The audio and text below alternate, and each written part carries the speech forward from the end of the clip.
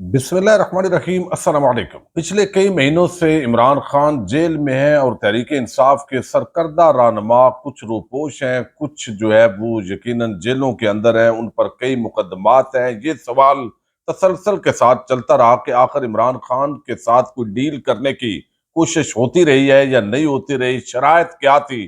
पहली मर्तबा मुराद सईद ने बड़े इंकशाफात किए हैं, तहलका खेज इंकशाफात हैं। इसकी तफसील इस वीडियो में आपके सामने रखनी है। इमरान खान पर ये पिछली रात क्यों भारी थी, एडियाला जेल के अंदर क्या कुछ होता रहा है, इस पर भी बात करेंगे। तोशा खाना केस का तफसीली फैसला जारी कर दिया गया है और इस फैसले के अंदर क्या लिखा गया है, ये भी कुछ नुकात आपके सामने रखने हैं। इंतहाई आम वीडियो है, उम्मीद है आप समाप्त करेंगे और अपने कीमती फीडबैक से जरूर आगाह करेंगे। तोशा खाना का जो तफसीली फैसला है वो बड़ा वाज़ेह है। यानी ज़ाहिर है जज साहब जो है जिन हालात के अंदर उन्होंने फैसला तहरीर किया और जिस तरीके से उन्होंने समाअत की, उनकी सेहत गड़बड़ थी, हॉस्पिटल भी जाते रहे, लेकिन उनको कहा गया कि ये काम आपने मुकम्मल करना है। और इस वक्त तो इंसाफ का इतना नंगा नाच हो रहा है मुल्क के अंदर कि इदारों पर जो आवाम का एतमाद है वो बहुत डाउन लेवल पर चला गया है। ख़ास तौर पर मैं अक्सर बात करता हूँ कि जिस तरह नवाज शरीफ और जरदारी की खिदमत करने के लिए हमारे इदारे कमर बस्ते हैं, इस पर लोगों के अंदर बड़ी तशवीश है। अब ये जो फैसला है इसके अंदर ये कहा गया है, जो बुशरा बीबी और इमरान खान को सजा सुनाई गई है, 23 सफ़ात पर मुश्तमिल ये फैसला है, जिसके अंदर कहा गया है कि इस्तगासा अपना केस साबित करने में कामयाब रही है। बानी पीटीआई और बुशरा बीबी को 14-14 साल कैद की सजा सुनाई जाती है। बानी पीटीआई और बुशरा बीबी ने वज़ीर आज़म आफस का गलत इस्तेमाल करते हुए 1573.72 बिलियन का माली फायदा हासिल किया। दोनों कौमी खजाने को नुकसान पहुंचाने के मुर्तकब पाए हैं। हालांकि जो टेक्निकली आपको इल्म है कि बुशरा बीबी तो कोई आफस होल्डर नहीं है, तो उन पर यह केस बनते ही नहीं है। बहरहाल उनको साथ किया गया है। अदालत ने कहा कि फ्रॉड के जरिए पब्लिक प्रॉपर्टी को हासिल किया गया, सेट की मालियत प्राइवेट लगवाए गए तखमीना से कहीं ज्यादा है। पीटी और बुशरा बीबी को 14 साल कैद की सजा सुनाई जाती है। 16 गवाहान ने बयानात रिकॉर्ड करवाए हैं। बानी पीटीआई बुशरा बीबी को गैर मुल्की सरबराहान से 108 तहफ मिले।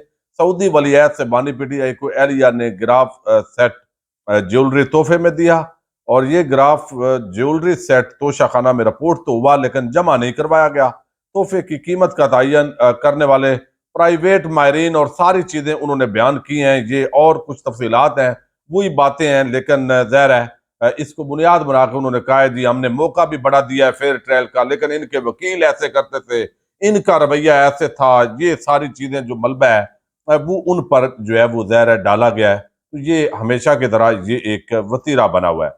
अब दूसरी तरफ जो है वो आज की रात इमरान खान पर ज़ाहिर है बड़ी भारी थी। लेकिन मैं आपको बताऊं कि जो डील है, कल एक खबर आई और खबर जिस अंदाज के अंदर जो है वो बुशरा बीबी को बनी गाला ले जाया गया, तो उन्होंने खुद इंकशाफ किया कि उनको भी पता नहीं है और ये अगर डील है तो ये डील कैंसिल कर दें। ये लोगों के अंदर शकूक व शुबहात पैदा करने के लिए, उनका डीमोरलाइज करने के लिए ये सारा खेल खेला गया। लेकिन ये खेल बेनकाब हुआ और साफी नुसरत जावेद को ये क्रेडिट जाता है। उन्होंने ये सबसे पहले जो है वो बात बताई थी और उनका ये एनालिसिस या खबर थी कि ये सिर्फ लोगों के ज़हनों के अंदर ये करने के लिए ऐसा किया जा रहा है और वो बात दुरुस्त हुई है। लेकिन इस दौरान जो है वो हम सोचते रहे और अक्सर ये बात होती रही कि आखिर इमरान खान से एक तरफ इतनी सख्तियां की जा रही हैं तो डील भी किया जाता है और जितने भी जीरक दानश्वर हैं जो मुख्तलिफ ओहदों पर रहे हैं, रिटायर्ड मिलिट्री ऑफिशियल्स हैं, डिफेंस के मामलात को समझते हैं, इंटेलिजेंस के मामलात को समझते हैं,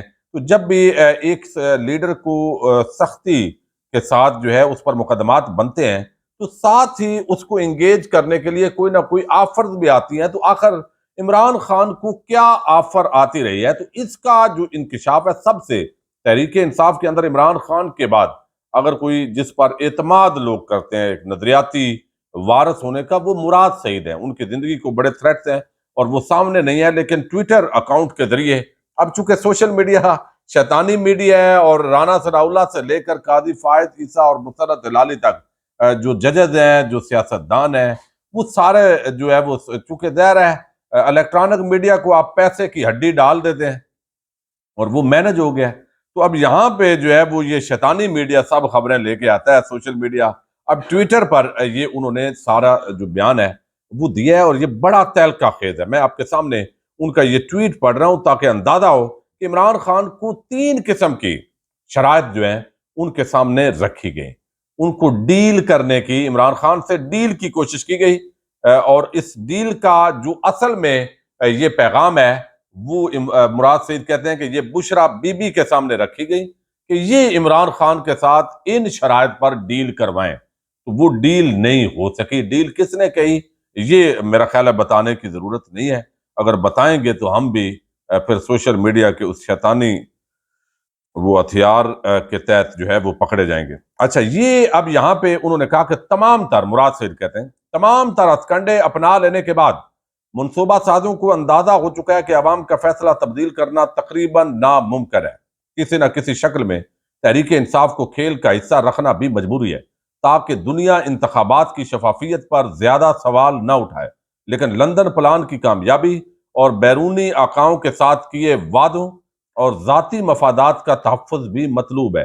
اس لیے بشرا بی بی کے ذریعے خان صاحب کو درج ذیل شرائط پہنچانے کی کوشش کی گئی۔ یہ 3 شرائط وہ کہتے ہیں عمران خان تک پہنچائی گئی ہیں بشرا بی بی کے ذریعے۔ ذرا آپ یہ شرائط دیکھیں گے تو آپ کو خود اندازہ ہوگا کہ کس طریقے سے عمران خان کے سامنے یہ رکھی گئی ہیں۔ پہلا تو کہا گیا کہ مقتدرہ کے معتوب قرار دیے گئے افراد جن میں میرا نام سیر فہرست تھا، وہ کہتے ہیں مراد سعید کہ میرا بھی نام ہے، اور کچھ لوگوں پر ریڈ لائن لگائی ہوئی ہے جو عمران خان کے قریبی وفادار نظریاتی ہیں، وہ کہتے ہیں کہ جو جن کو کہا گیا کہ یہ ہمارے بڑے، ہم ان کے خلاف ہیں، وہ کہتے ہیں عمران خان کے، اس کا مطلب ہے کہ وہ انتہائی وفادار لوگ ہیں نا عمران خان کے، جن کو توڑنا، خریدنا، ان کو فیصل واڈا ٹائپ بنانا وہ ظاہر مشکل ہوگا۔ اب یہاں پہ وہ کہتے ہیں مقتدرہ کے معتوب قرار دیے گئے افراد جن میں میرا نام بھی سیر فہرست تھا تحریری معافی مانگیں، یہ ایک پہلی شرط تھی، اور ہمیشہ کے لیے سیاست سے کنارہ کشی اختیار کر لیں۔ ان کے خاندان کے افراد میں سے کسی کو آگے لایا جا سکتا ہے لیکن وہ خود دوبارہ سیاست میں حصہ نہیں لیں گے۔ یہ پہلی شرط ہے کہ عمران خان کے جو وفادار ہیں، جو اس کے ساتھ لائل ہیں، ان کی سیاست ختم، اور وہ پہلے کی معافی مانگیں اور بس گھر بیٹھیں۔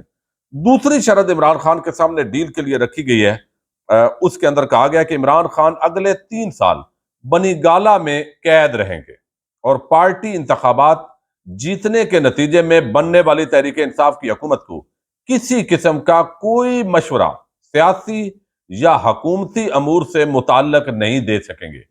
یعنی لوگ جو ہے ووٹ تو عمران خان کو دینا چاہتے ہیں، تحریک انصاف کو، اگر تحریک انصاف اکثریت میں آ جائے تو عمران خان کے لیے دوسری شرط یہ ہے کہ وہ بنی گالہ میں رہیں گے، کوئی بھی سیاسی مشورہ یا حکومتی مشورہ جو ہے وہ نہیں دے سکیں گے۔ اور پھر کیا، تیسری شرط یہ ہے عمران خان اگلے 3 سال بنی گالہ میں مقید رہیں گے، اور پارٹی یا انتخابات جیتنے کے نتیجے میں بننے والی حکومت، تحریک انصاف کی حکومت کو کسی قسم کا، یعنی تحریک انصاف ہوگی، حکومت بھی اس کی ہوگی، عمران خان بھی نہیں ہوگا، اور کوئی مشورہ بھی نہیں دیں گے۔ کیسے زیرک لوگ ہیں ویسے شرائط والے۔ اب وہ کہتے ہیں کہ یہ ایک شرط۔ تیسری شرط انہوں نے کہا کہ عمران خان کو 3 نام دیے جائیں گے، ٹھیک ہے، عمران خان کو کہا گیا کہ آپ کو 3 نام دیے جائیں گے جن میں سے کسی ایک کو وہ اگلا وزیر اعظم نامزد کریں گے، یعنی وہ بندہ بھی ہمارا ہوگا لیکن تحریک انصاف میں ہوگا، وہ اسی طرح کا بندہ ہوگا، وہ ان کو وزیر اعظم نامزد کر دیں گے، اور عوام میں تاثر یہی دیا جائے گا کہ یہ فیصلہ عمران خان کی جانب سے کیا گیا۔ 1 سال تک اس حکومت کی کارکردگی کو جانچا جائے گا، اور اس کے بعد عمران خان اور تحریک انصاف کے مستقبل کا فیصلہ کیا جائے گا۔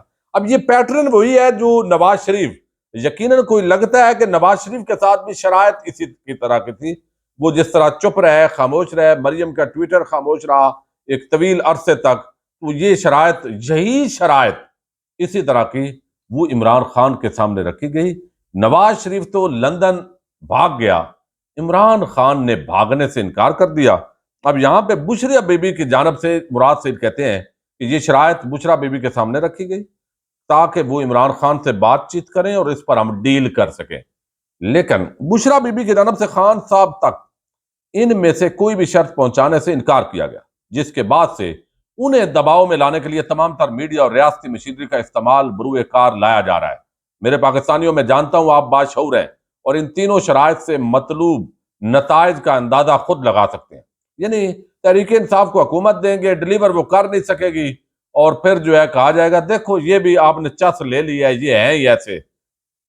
اچھا، اب یہاں میرے پاکستانیوں میں جانتا ہوں، اچھا وہ کہتے ہیں کہ شرائط کو نہ ماننے کی صورت میں ان کو کن نتائج کی دھمکیاں دی گئی ہوں گی بشرا بی بی کو، اور ان پر کس رفتار سے عمل درآمد جاری ہے۔ آپ یہ بھی جانتے ہیں کہ اس وقت خان صاحب اور ان کی اہلیہ ان کے نرغے میں ہے، اور آپ یہ بھی جانتے ہیں کہ آپ کا شعور اس کے کسی انتہائی اقدام کے راستے کی اکلوتی رکاوٹ ہے۔ حالات کی نداقت کو سمجھتے ہوئے فی الحال میرا اس سے زیادہ کہنا مناسب نہیں۔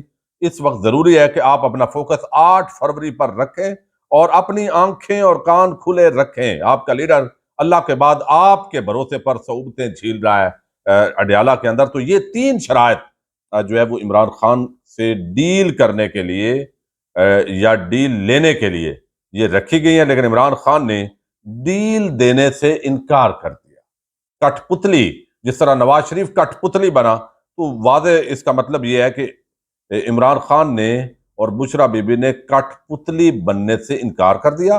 پھر ان کی کریکٹر اسیسینیشن اور یہ اس طرح کے گندے الزامات وہ کہتے ہیں کہ وہ اس طریقے سے آئے، اور یہ جو رات تھی پچھلی، یہ عمران خان کے لیے بڑی بھاری تھی، اور بھاری اس پیرائے میں تھی کہ کل آپ نے دیکھا کہ 12 گھنٹے تک لگاتار جو ہے وہ عدت کیس چلتا رہا۔